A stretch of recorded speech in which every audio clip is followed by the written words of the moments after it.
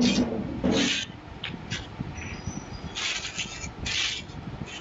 देखो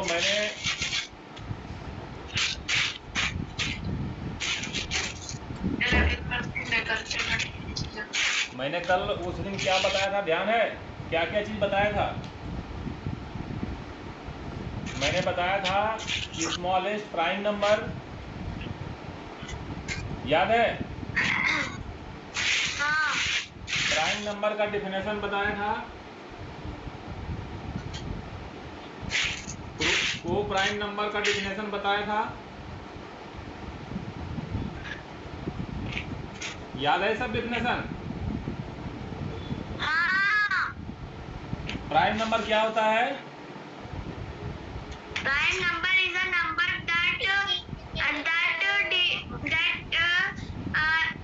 that has is divisible by 1. सुनो मेरी बात सुनो, दैट हैज ओनली, तुम वहां से बोलो मत, 2 फैक्टर्स, 1 and itself, ठीक है? समझा कि नहीं समझा? Prime number has only 2 factors, first one is 1 and other one is itself. And what is co-prime number? Co-prime number is that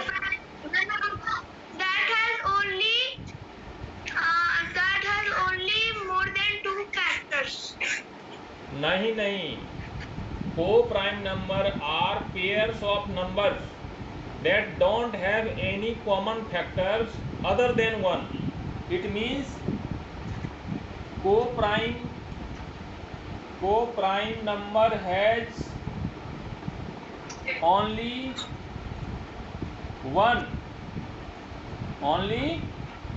one common factor. समझ रहा है? एग्जाम्पल 4 and 7, 4 का फैक्टर क्या है? 4 का फैक्टर है 1 2, 1 तो लो ही, 1 तो सब में रहता है, 1 को छोड़ दो, 2 and 4. और 7 का क्या है?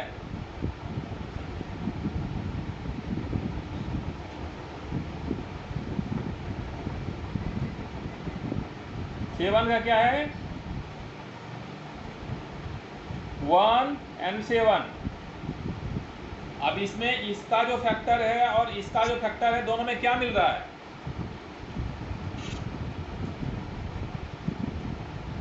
बताओ। इसमें केवल 1 मिल रहा है, only 1 has a common factor, that's why 4 and 7 is a को प्राइम नंबर। और कंपोजिट नंबर क्या होता है? प्राइम नंबर के जस्ट अपोजिट होता है। प्राइम जैसे प्राइम नंबर का डिफिनेशन है that has only 2 factors, that has only 2 factors 1 and itself। और कंपोजिट नंबर क्या होगा? That has more than 2 factors. What is composite number? बताओ। composite number that has more than 2 factors. More than, दिख रहा मैं जो लिख रहा हूं? हाँ। That has more than 2 factors. Example कोई बताएगा कंपोजिट नंबर का? जैसे कि 4 और 8। जैसे कि 4 और 8। 4 होगा। 4 क्यों होगा? क्योंकि 4 का फैक्टर क्या है? 1 2 and 4। इसका मोर देन 2 फैक्टर है कि नहीं है? हाँ। अब बताओ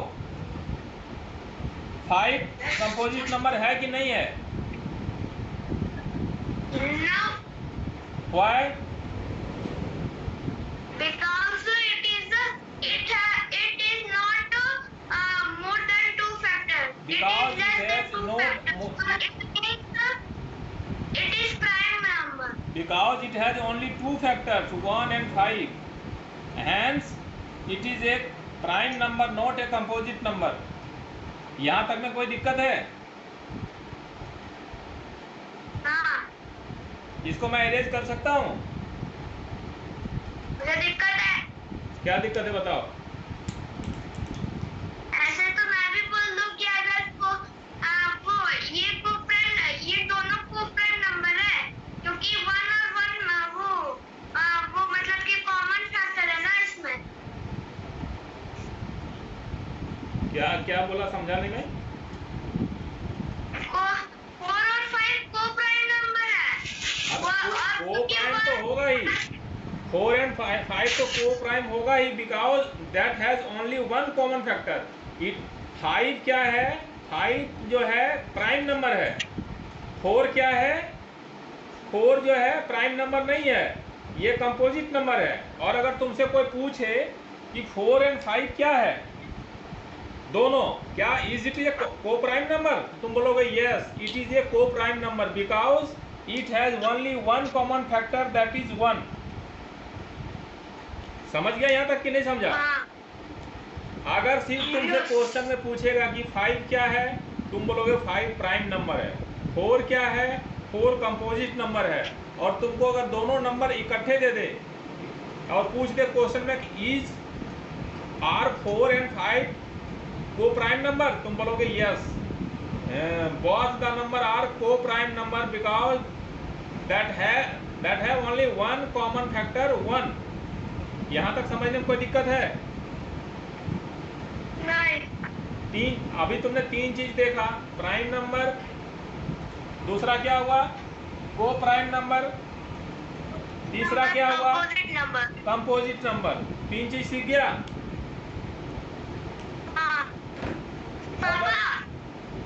बीच में क्वेश्चन रेज मत करो, ये मैं रिकॉर्डिंग डालूंगा यूट्यूब पे। हाँ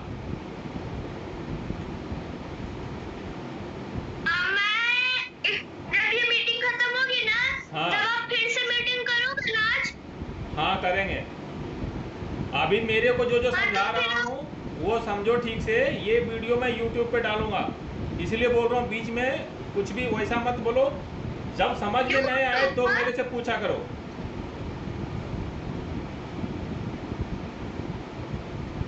समझा कि नहीं समझा? हाँ। आप ये वीडियो YouTube पर डालोगे? फिर बोल रहा है, मैं जब बोल गया हूँ एक बार, अब चुप रहो, पहले समझो इसको।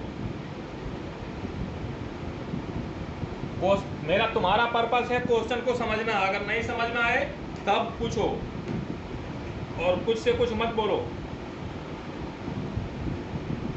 अब तुमसे एक क्वेश्चन कल और मैंने पूछा था, LCM ऑफ 2 को prime number is equal to the product of 2 numbers, is it true और फॉल्स? क्या बोले? LCM ऑफ 2 को प्राइम नंबर, सपोज 2 को जैसे ये 2 को प्राइम नंबर, 4 and 5 को प्राइम नंबर है कि नहीं है?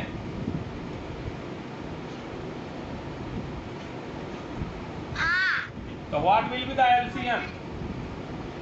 LCM क्या होगा?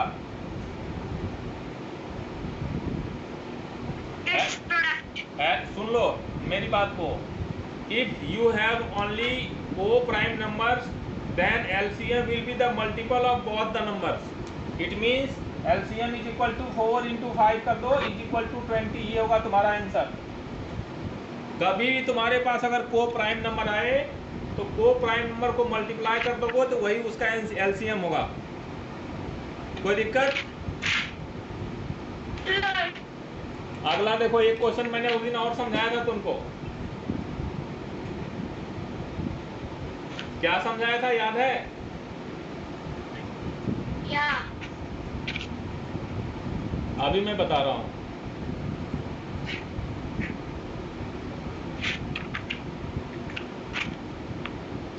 हाँ, मैंने बताया था HCF of 2 consecutive number is always 1। Is it true fact और false? HCF of two consecutive number, कोई भी टू कंसेक्यूटिव नंबर मैंने कल समझाया था ना, क्या है कंसेक्यूटिव नंबर बताओ, कोई भी दो कंसेक्यूटिव नंबर बताओ। कोई भी दो कंसेक्यूटिव नंबर। हाँ, कंसेक्यूटिव नंबर होता है जो लगातार आता है, मतलब फर्स्ट नंबर के बाद जस्ट अगला नंबर जो होता है, that is called consecutive number. तो कोई भी दो कंसेक्यूटिव नंबर बताओ।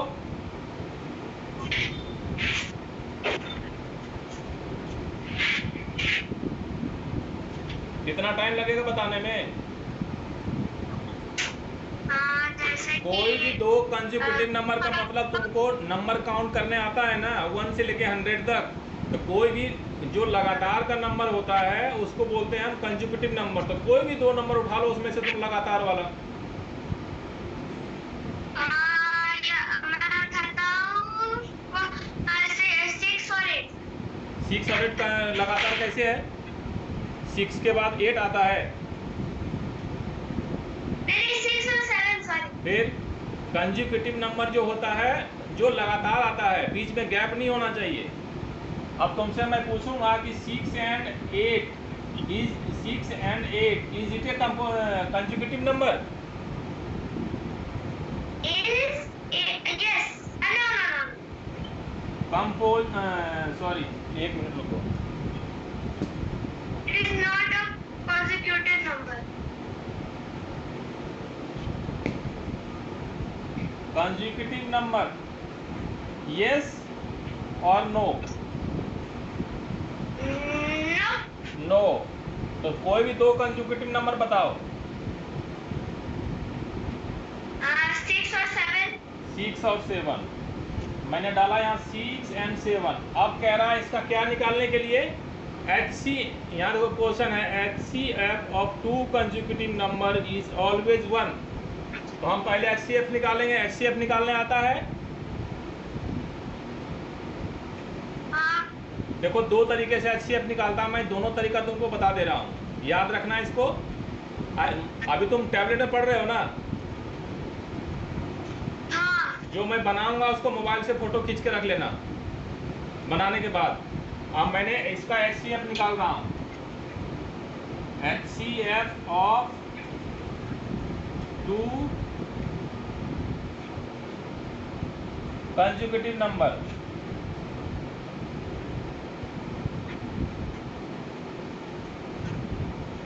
तो सबसे पहले तो फैक्टर से निकालते हैं।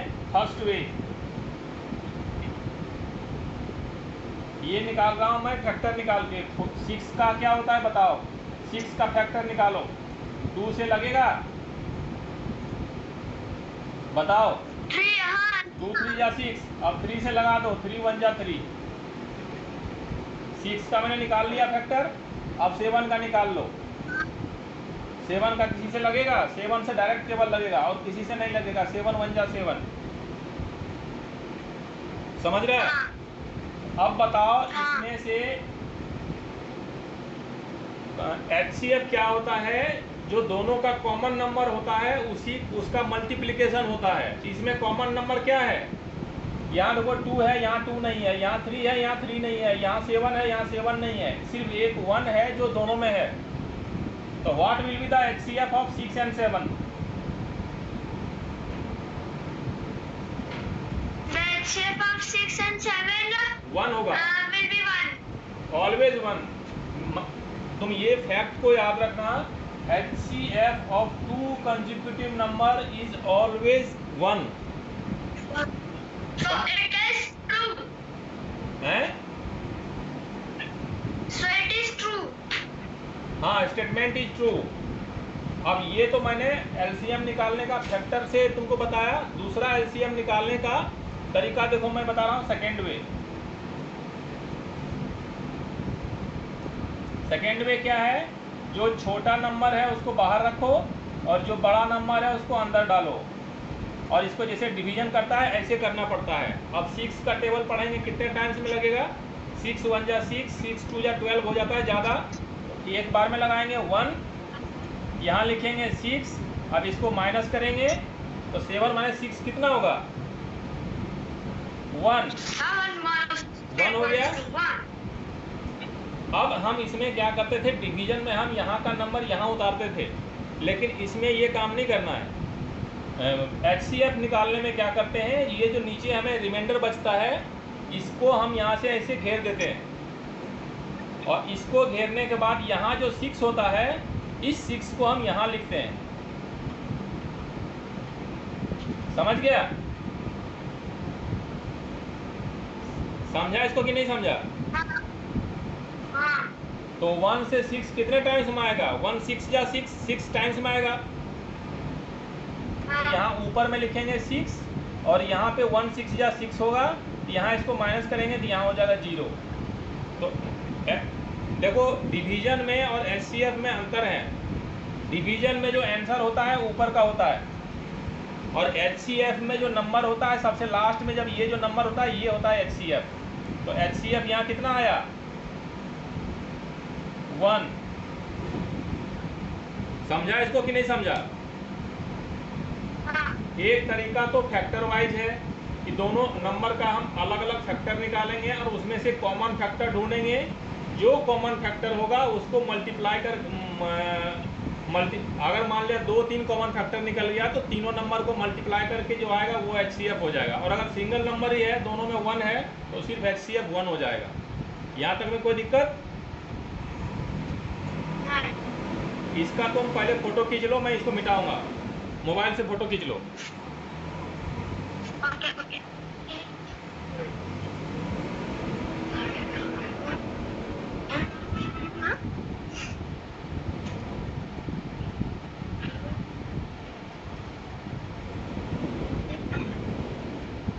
एक मिनट पापा। हाँ जल्दी करो, फिर मैं अगला नंबर क्वेश्चन बताऊंगा।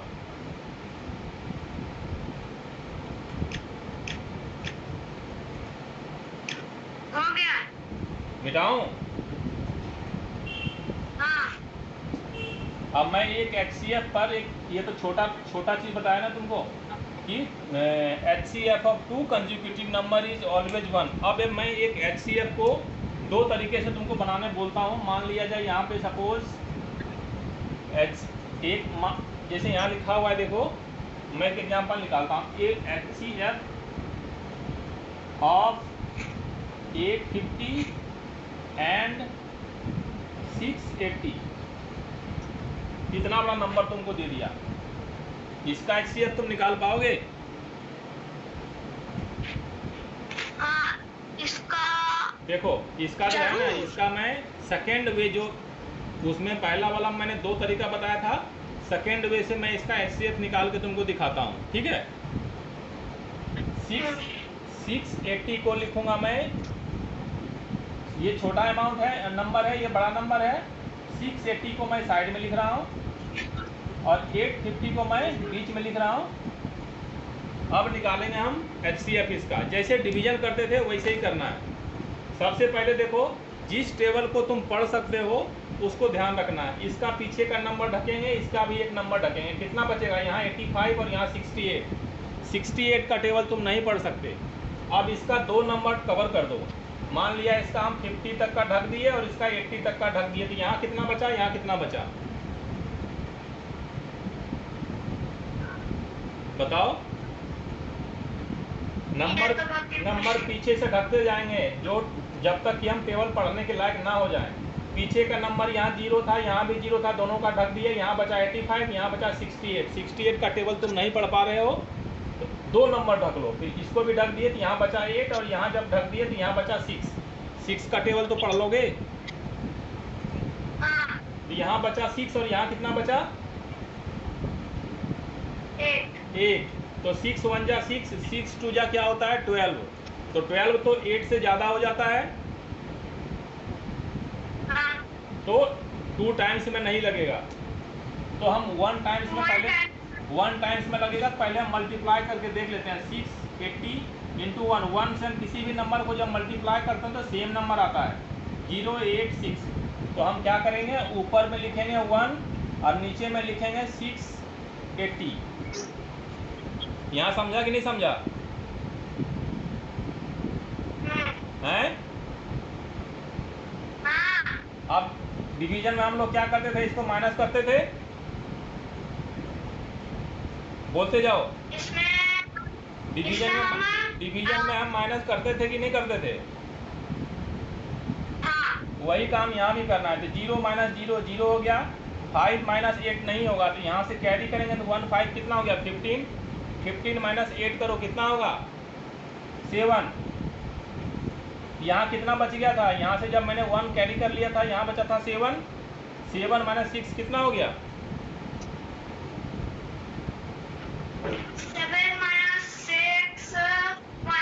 1 हो गया। तो यहाँ लिख दिए 1। अब हम डिवीजन में क्या करते थे, यहाँ से फिर से हम डिवाइड करते थे, लेकिन ये है डिवीजन नहीं, ये HCF है। तो HCF में हम क्या करते हैं, पहले इसको हम ऐसे घेर देते हैं और यहाँ का जो नंबर होता है इसको उठा के हम यहाँ ले आते हैं 680 और फिर यहाँ ऐसे घेर देते हैं। समझ रहा है? अब तुम 170 का टेबल पढ़ पाओगे बताओ? नहीं पढ़ पाओगे। इसका पीछे का 0 ढक लो, इसका भी पीछे का 0 ढक लो।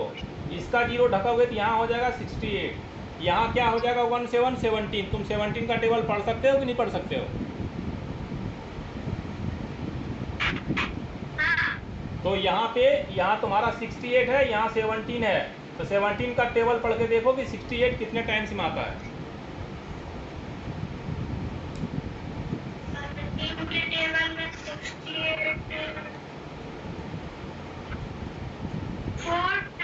4 टाइम्स में। तो तुम एक काम करो, पहले ये जो 170 लिखा हुआ है 170 को यहाँ 4 से मल्टीप्लाई करो। 0 4 जा 0 को किसी भी नंबर से मल्टीप्लाई करते हैं तो 0 होता है, और 7 4 जा 28, 28 का 2 और यहाँ रह गया 2, फिर 1 4 जा 4, 4 और 2 कितना हो गया 6। तो 174 जा कितना हो गया 174 4 जा 174 जा 680 आया कि नहीं आया? 170 को जब हम 4 से मल्टीप्लाई किए कितना आया? 170 को जब हम 4 से मल्टीप्लाई किए तब 170 को जब 4 से मल्टीप्लाई किए तो कितना आया? 680। और यहाँ कितना लिखा हुआ है? 680। इसका मतलब इसमें लगेगा कि नहीं लगेगा? लगेगा ना, उसमें डिवाइड हो जाएगा ना।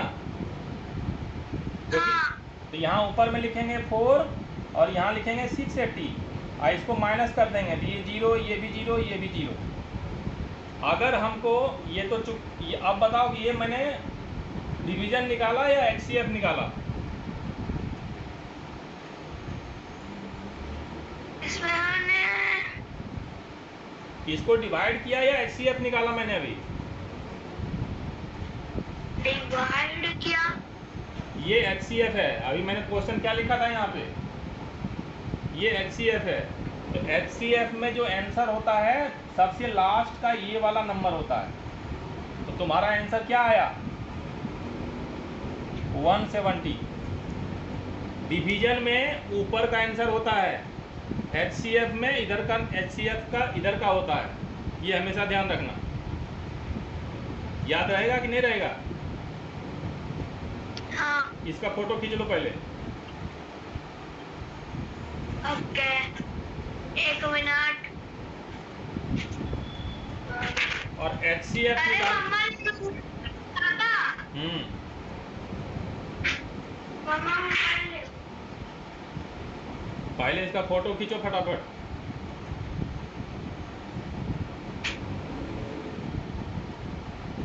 जल्दी बोलो, टाइम कम बचा है। फिर अब क्या? टाइम कम बचा है, जल्दी बोलो। हाँ कर रहा हूँ।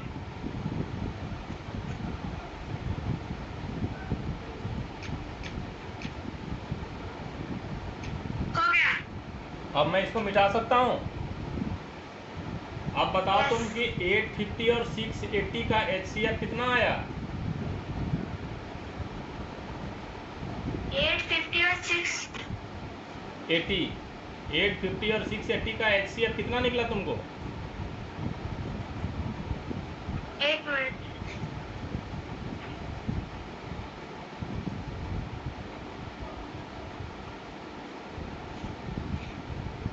दिख नहीं रहा है? अभी तो मैंने निकाल के तुमको दिख रहा है। 680 का लिखा 170 ये और HCF यही हुआ 170। इन दोनों नंबर का तुमसे कोई पूछेगा HCF क्या निकला, तो ये जो HCF निकालने के बाद ये जो नंबर आया यही हमारा आंसर होगा, यही होगा HCF। ठीक है। तो जब भी कभी तुमको कोई दो नंबर का HCF निकालने दे तो तुम इस तरीके से निकाल सकते हो। सबसे पहले हम यहाँ से यहाँ डिवाइड करके देखेंगे, डिवाइड करने के बाद माइनस करने के बाद जो बचेगा उसको यहाँ ऐसे घेर देंगे और यहाँ का नंबर उठा के यहाँ लिखेंगे, फिर यहाँ डिवाइड करेंगे। सपोज यहाँ अगर नंबर फिर बच जाता हमको, मान लिया यहाँ 4 या 9 या कुछ और बचता, तो फिर हम इसको घेर देते और ये नंबर फिर यहाँ उतार देते और उसके बाद फिर डिवाइड करते। ठीक है। ये कंटिन्यूअस चलते रहता है जब तक कि पूरा पूरा कट ना जाए। समझ गया? हाँ। नींद आ रहा है? ना। अब आगे देखो, यहाँ पे इसी नंबर पे एक क्वेश्चन है तुम्हारा, क्वेश्चन नंबर 4। ये दिख रहा है नंबर तो क्वेश्चन तुमको? हाँ दिख रहा है। क्वेश्चन नंबर 4 का ही मैंने बनाया था ये, तुम इसको अब समझो कि कैसे होगा ये। 2 tankers contains 850 liters and 680 liters of kerosene oil respectively। कोई भी दो टैंकर है, पहला टैंकर में 850 लीटर्स है और दूसरे टैंकर में 680 लीटर केरोसिन ऑयल रखा हुआ है। यहाँ तक समझने में कोई दिक्कत है तो बताओ। नहीं। तुम्हारे पास कोई भी दो ड्रम है केरोसिन ऑयल रखने का, टैंकर जिसको बोलते हैं, एक टैंकर में 850 लीटर है और दूसरे में वो एक में है 850 और एक में है 680 हाँ। केरोसिन ऑयल रखा हुआ है। अब आगे कह रहा है find the maximum capacity of a container which can measure the kerosene oil of both the tanker when used exact number of times. When used exact number of times, जब भी मांगे मैक्सिमम कैपेसिटी ना, समझ रहा है? हाँ। जब भी मैक्सिमम कैपेसिटी मांगे तो मैक्सिमम का मतलब हमको HCF निकालना पड़ता है। जब भी ये वर्डिंग कहीं लिखा हुआ हो तो तुम याद रखना कि उसमें क्या निकालना पड़ेगा, HCF। और जब मिनिमम बोलेगा तो तुमको LCM निकालना पड़ेगा। समझ में आया? हाँ। तो हमने क्या किया, 2 टैंकर था ना, 850 लीटर्स और 680 लीटर केरोसिन तेल। Find the maximum capacity of a container, किसी भी एक कंटेनर का मैक्सिमम कैपेसिटी निकालो which can measure the kerosene oil of both the tanker, जो दोनों टैंकर का केरोसिन ऑयल का मेजरमेंट कर सकता हो, when use exact number of times. तो इस केस में हमने क्या करेंगे, हम इसमें 850 और 680 का HCF निकालेंगे। तो HCF हमने निकाला था ना अभी 850 और 680 का, हाँ। कितना आया था 170। तो हम लिख देंगे hence maximum capacity of a container, maximum capacity of a container, capacity of a container is equal to 170 litre, which can, पूरा लिखना चाहो तो पूरा लिख सकते हो, विच कैन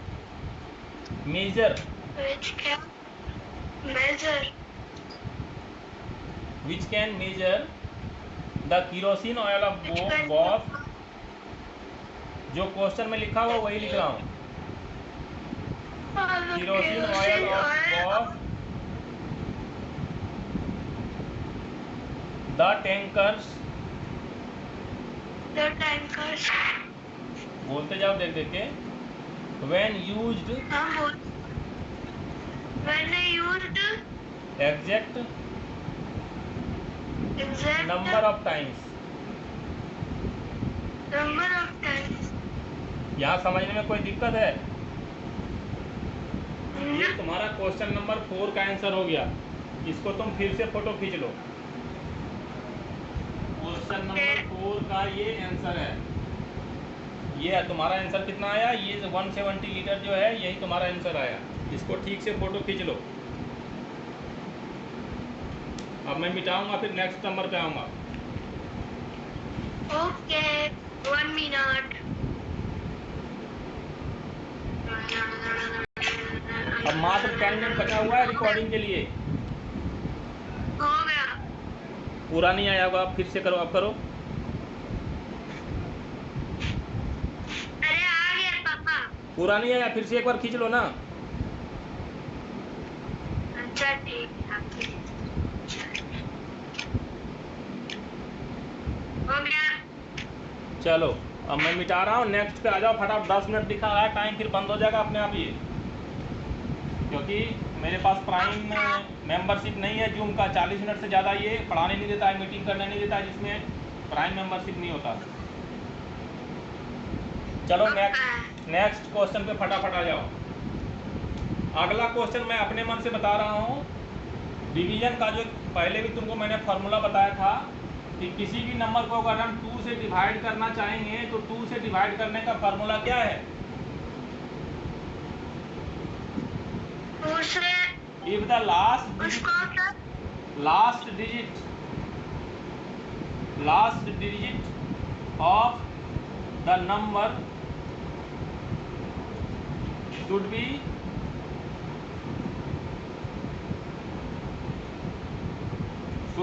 0, 2, 4, 6, 8।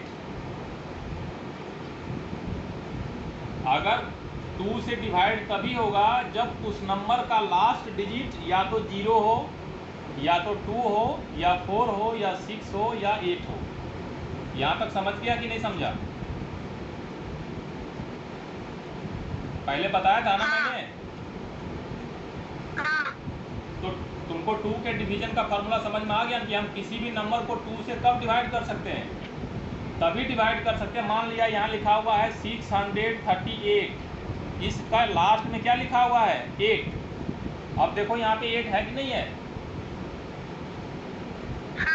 इसका मतलब ये 2 से डिविजेबल होगा। सपोज यहाँ लिखा हुआ है 37, इसके लास्ट में क्या लिखा हुआ है? 7। ये डिविजेबल होगा? नहीं होगा, क्योंकि 7 इसमें नहीं है। उसी तरह 3 का फॉर्मूला क्या है? Sum of the number, digit of the number, digits of the numbers. Example 36, is it divisible by 3? कैसे चेक इसको कैसे चेक करेंगे? हम चेक करेंगे, इसका 2 डिजिट है, एक 3 है और एक 6 है, दोनों को ऐड करेंगे। 3 + 6 कितना हुआ ऐड करने के बाद?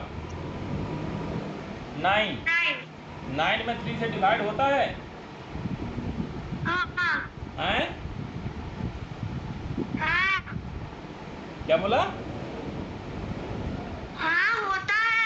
होता है। इसका मतलब इस 36 में 3 से डिवाइड हो जाएगा। अब मान लिया मैंने लिया यहाँ पे 38, तो 38 में क्या है?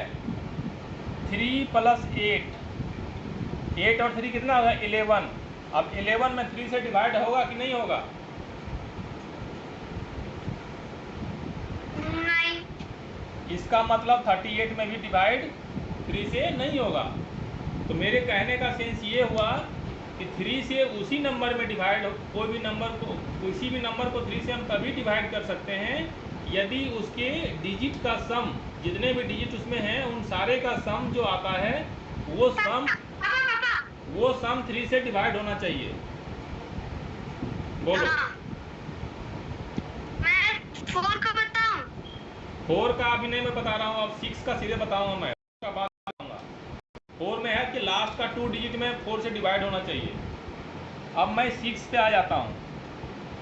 4 में क्या है? लास्ट का 2 डिजिट 4 से डिवाइड होना चाहिए, तब वो 4 से डिवाइड हो जाएगा। 5 का डिवाइड का फॉर्मूला है उसके लास्ट में 0 या 5 होना चाहिए, लेकिन 6 का क्या है,